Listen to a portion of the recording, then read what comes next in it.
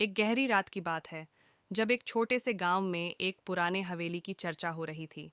इस हवेली का कहना था कि वहां पिछले 100 साल से भूतों का बसेरा है। लोग कहते थे कि रात को वहां अनजाने आवाजें सुनाई देती हैं और उसे डरावनी सी धुंधली रोशनी में देखा जा सकता है। इस हवेली के बारे में ऐसे ही रहस्यमय गपशप और किस्से फैल गए थे। एक दिन गांव के युवक और उसके दोस्तों ने नए अनुभव के लिए उस हवेली की तरफ रुख किया। वे सब मन में ठान लिए कि वे उस भूतिया हवेली में रात बिताएंगे और अपने दोस्तों को डराएंगे। हवेली में पहुंचने के बाद वे अपनी फ्लैशलाइट्स के साथ हवेली के अंदर घुसे। सभी रूम ध्यान से देखते हुए वे अपनी बात को सबूत बनाने की कोशिश कर रहे थे, परंतु कुछ भी अनोखा नहीं हुआ। धीरे धीरे रात का समय बीत गया और उन युवकों ने विश्वास करना शुरू किया कि शायद ये सब बस एक पुराना किस्सा है।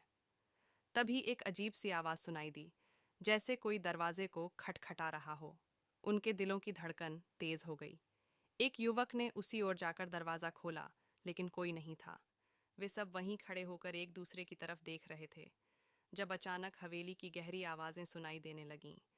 अचानक एक छाया उनके सामने से गुजरी, जिसने सभी को ठहराया।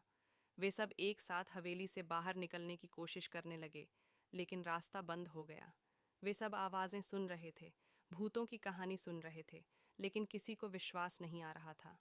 धीरे धीरे उन्होंने एक भूतिया सच्चाई से सामना किया, जो हवेली के अंदर छिपी थी। भूतों का वह रहस्य उनके लिए अब खुल गया था। वे सब उस दर्दनाक रात को कभी नहीं भूल सकते थे, जब भूतिया हवेली ने उनकी नींद उड़ा दी थी।